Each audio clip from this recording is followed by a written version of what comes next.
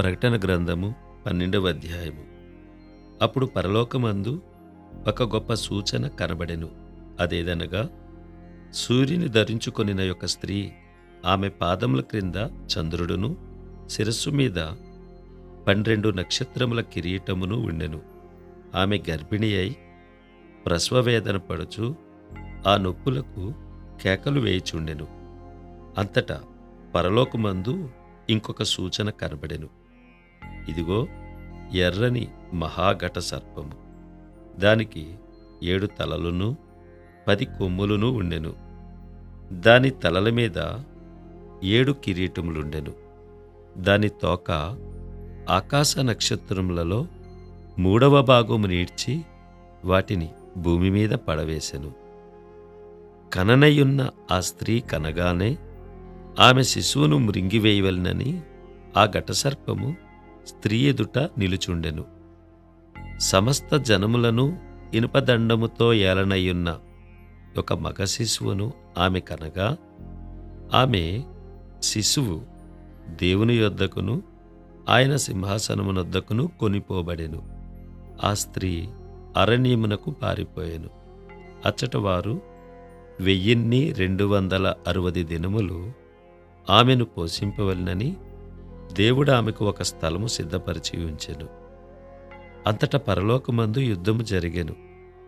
మికాయేలును అతని దూతలను ఆ ఘటసర్పముతో యుద్ధము చేయవలనని ఉండగా, ఆ ఘటసర్పమును దాని దూతలను యుద్ధము చేసిరి గాని గెలవలేకపోయిరి. గనుక పరలోకమందు వారికిక స్థలము లేకపోయెను. కాగా సర్వలోకమును మోసపుచ్చుచు అపవాది అనియు సాతాననియు పేరుగల ఆది సర్పమైన ఆ మహాఘట సర్పము పడద్రోయబడెను. అది భూమి మీద పడద్రోయబడెను. దాని దూతలు దానితో కూడా పడద్రోయబడిరి. మరియు ఒక గొప్ప స్వరము పరలోకమందు ఇలాగు చెప్పుట వింటిని: రాత్రింబగళ్ళు మన దేవుని ఎదుట మన సహోదరుల మీద నేరము మోపువాడైన అపవాది పడద్రోయబడి ఉన్నాడు గనుక ఇప్పుడు రక్షణయు శక్తియు రాజ్యమును మన దేవుని వాయెను. ఇప్పుడు అధికారము ఆయన క్రీస్తుదాయెను.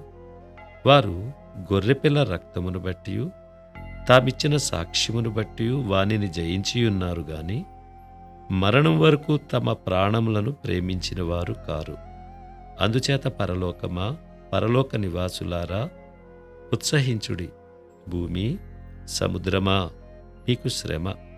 అపవాది తనకు సమయము కొంచెమే అని తెలుసుకొని బహుక్రోధము గలవాడై మీ యొద్దకు దిగివచ్చియున్నాడని చెప్పెను.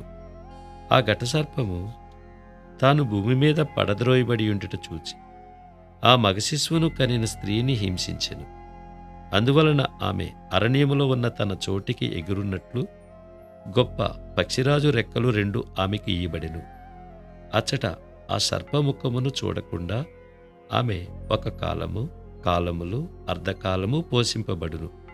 కావున ఆ స్త్రీ ప్రవాహమునకు కొట్టుకొని పోవాలనని ఆ సర్పము తన నోటి నుండి నీళ్లు నదీ ప్రవాహముగా ఆమె వెనుక వెళ్ళగ్రక్కెను గాని, భూమి ఆ స్త్రీకి సహకారియే తన నోరు తెరిచి ఆ ఘటసర్పము తన నోటి నుండి గ్రక్కిన ప్రవాహమును మ్రింగివేసెను.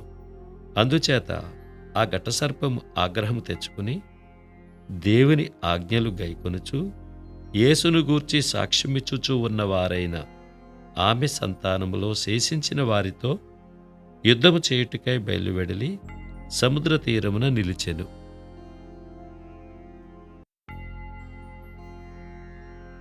ప్రకటన గ్రంథము 13వ అధ్యాయము.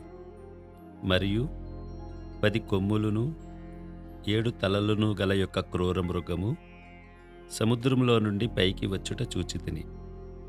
దాని కొమ్ముల మీద 10 కిరీటములును దాని తలల మీద దేవదూషణకరమైన పేళ్లును ఉండెను. నేను చూచిన ఆ మృగము చిరుతపులిని పోలియుండెను. దాని పాదములు ఎలుగుబంటి పాదముల వంటివి. దాని నోరు సింహపు నోరు వంటిది. దానికి ఆ ఘటసర్పము తన బలమును తన సింహాసనమును గొప్ప అధికారమును ఇచ్చెను. దాని తలలలో ఒకదానికి చావుదెబ్బ తగిలినట్టుండెను. అయితే ఆ చావుదెబ్బ మానిపోయెను గనుక భూజనులందరూ మృగము వెంట వెళ్ళుచు ఆశ్చర్యపడుచుండిరి. ఆ మృగమునకు అధికారమిచ్చినందున వారు ఘటసర్పమునకు నమస్కారము చేసిరి. మరియు వారు, ఈ మృగముతో సాటి ఎవడు, దానితో యుద్ధము చేయగలవాడెవడు అని చెప్పుకొనుచు ఆ మృగమునకు నమస్కారము చేసిరి. డంబపు మాటలను దేవదూషణులను పలుకు ఒక నోరు దానికి ఇయ్యబడెను.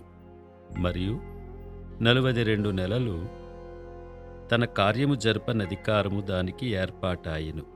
కనుక దేవుని దూషించుటకును, ఆయన నామమును, ఆయన గుడారమును, పరలోక నివాసులను దూషించుటకును అది తన నోరు తెరచెను. మరియు పరిశుద్ధులతో యుద్ధము చేయను, వారిని జయింపను దానికి అధికారమియ్యబడెను. ప్రతి వంశము మీదను, ప్రతి ప్రజ మీదను, ఆయా భాషలు మాటలాడు వారి మీదను, ప్రతి జనము మీదను అధికారము దానికి ఇయ్యబడెను. భూనివాసులందరూ అనగా జగదుత్పత్తి మొదలుకొని వధింపబడి ఉన్న గొర్రెపిల్ల యొక్క జీవగ్రంథమందు ఎవరు పేరు వ్రాయబడలేదో వారు ఆ మృగమునకు నమస్కారము చేయుదురు. ఎవడైనను చెవిగలవాడైతే వినుగాక. ఎవడైనను చెరపట్టవలెనని ఉన్న ఎడల వాడు చెరలోనికి పోవును. ఎవడైనను ఖడ్గము చేత చంపిన ఎడల వాడు ఖడ్గము చేత చంపబడవలెను. ఈ విషయంలో పరిశుద్ధుల ఓర్పును విశ్వాసమును కనబడును.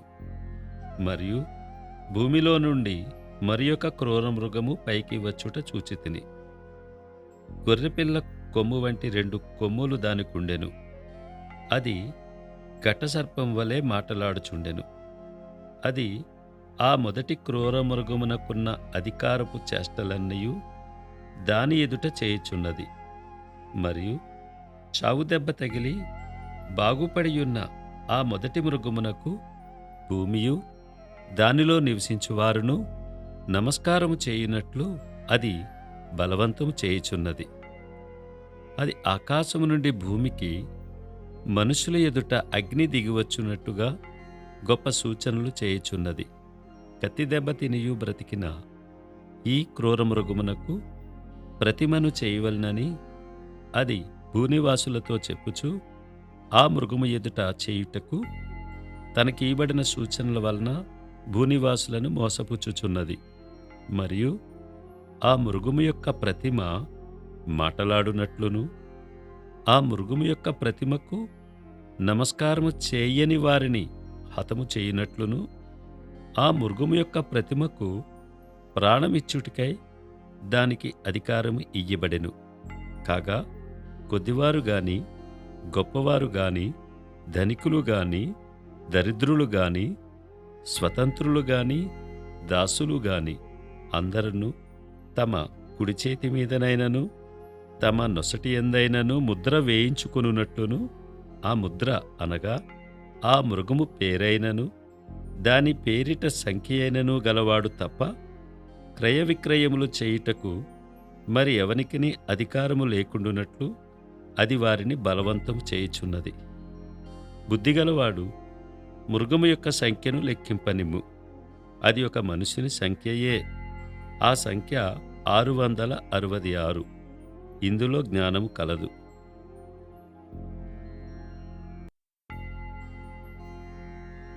ప్రకటన గ్రంథము 14వ అధ్యాయము. మరియు నేను చూడగా ఇదిగో ఆ గొర్రెపిల్ల సియోను పర్వతం మీద నిలవబడి ఉండెను. ఆయన నామమును ఆయన తండ్రి నామమును నొసళ్ళయందు లిఖింపబడి ఉన్న 144,000 మంది ఆయనతో కూడా ఉండిరి. మరియు విస్తారమైన జలముల ధ్వనితోనూ గొప్ప ఉరుము ధ్వనితోనూ సమానమైన ఒక శబ్దము పరలోకము నుండి రాగా వింటిని.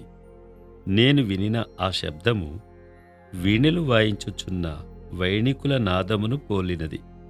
వారు సింహాసనం ఎదుటను, ఆ 4 జీవుల ఎదుటను, పెద్దల ఎదుటను ఒక క్రొత్త కీర్తన పాడుచున్నారు. భూలోకములో నుండి కొనబడిన ఆ 144,000 మంది తప్ప మరి ఎవరునూ ఆ కీర్తన నేర్చుకొనజాలరు. వీరు స్త్రీ సాంగత్యమున అపవిత్రులు కానివారును, స్త్రీ సాంగత్యము ఎరుగని వారునై ఉండి, గొర్రెపిల్ల ఎక్కడికి పోవునో అక్కడికెల్లా ఆయనను వెంబడింతురు. వీరు దేవుని కొరకును గొర్రెపిల్ల కొరకును ప్రథమ ఫలముగా ఉండుటకై మనుష్యులలో నుండి కొనబడిన వారు. వీరి నోట ఏ అబద్ధమును కనబడలేదు. వీరు అనింద్యులు. అప్పుడు మరియొక దూతను చూచితిని. అతడు భూనివాసులకు అనగా ప్రతి జనమునకును, ప్రతి వంశమునకును, ఆయా భాషలు మాటలాడువారికిని, ప్రతి ప్రజకును ప్రకటించున్నట్లు నిత్య సువార్త తీసుకొని ఆకాశమధ్యమున ఎగురుచుండెను. అతడు, మీరు దేవునికి భయపడి ఆయనను మహిమపరచుడి. ఆయన తీర్పు తీర్చు గడియ వచ్చెను గనుక ఆకాశమును, భూమిని, సముద్రమును, జలధారులను కలుగజేసిన వానికే నమస్కారము చేయుడి అని గొప్ప స్వరముతో చెప్పెను. వేరొక దూత అనగా 2వ దూత అతని వెంబడి వచ్చి మహోద్రేకముతో కూడిన తన వ్యభిచార మద్యమును సమస్త జనములకు త్రాగించిన ఈ మహాబబులోను కూలిపోయెను అని చెప్పెను. మరియు వేరొక దూత అనగా 3వ దూత వీరి వెంబడి వచ్చి గొప్ప స్వరముతో ఇలాగు చెప్పెను. ఆ క్రూరమృగమునకు గాని దాని ప్రతిమకు గాని ఎవడైనను నమస్కారం చేసి తన నొసటి యందేమి చేతి మీదనేమి ఆ ముద్ర వేయించుకొనిన ఎడల ఏమియూ కలపబడకుండా దేవుని ఉగ్రత పాత్రలో పోయబడిన దేవుని కోపమను మద్యమును వాడు త్రాగును. పరిశుద్ధ దూతల ఎదుటను, గొర్రెపిల్ల ఎదుటను అగ్నిగంధకముల చేత వాడు బాధింపబడును. వారి బాధా సంబంధమైన పొగ యుగయుగములు లేచును. ఆ క్రూరమృగమునకు గాని దాని ప్రతిమకు గాని నమస్కారము చేయువారును, దాని పేరుగల ముద్ర ఎవడైనను వేయించుకునిన ఎడల వాడును రాత్రింబగళ్ళు నెమ్మది లేనివారై యుందురు. దేవుని ఆజ్ఞలను, యేసును గూర్చిన విశ్వాసమును గైకొనుచున్న పరిశుద్ధుల ఓర్పు ఇందులో కనబడును. అంతటా ఇప్పటి నుండి ప్రభువునందు మృతినందు మృతులు ధన్యులని వ్రాయుమని పరలోకము నుండి ఒక స్వరము చెప్పగా వింటిని.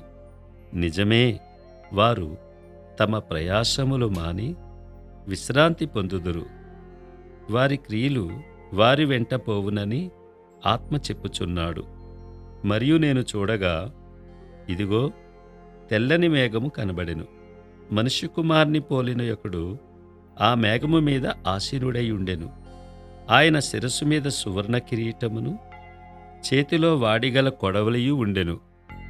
అప్పుడు మరియొక దూత దేవాలయంలో నుండి వెడలి వచ్చి, భూమి పైరు పండియున్నది, కోతకాలము వచ్చినది, నీ కొడవలి పెట్టి కోయుమని గొప్ప స్వరముతో ఆ మేఘము మీద ఆసీనుడై ఉన్న వానితో చెప్పెను. మేఘము మీద ఆసీనుడై ఉన్నవాడు తన కొడవలి భూమి మీద వేయగా భూమి పైరు కోయబడెను.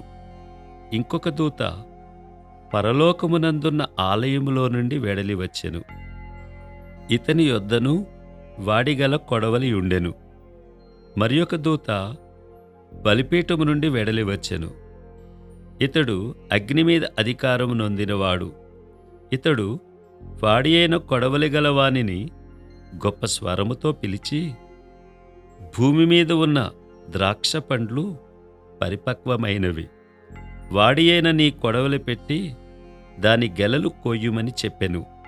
కాగా ఆ దూత తన కొడవలి భూమి మీద వేసి భూమి మీదనున్న ద్రాక్ష పండ్లను కోసి దేవుని కోపమను ద్రాక్షల పెద్ద తొట్టిలో వేసెను. ఆ ద్రాక్షల తొట్టి పట్టణమునకు వెలుపట త్రొక్కబడెను. 100 కోసుల దూరము గుర్రముల కళ్ళెము మట్టుకు ద్రాక్షల తొట్టిలో నుండి రక్తము ప్రవహించెను.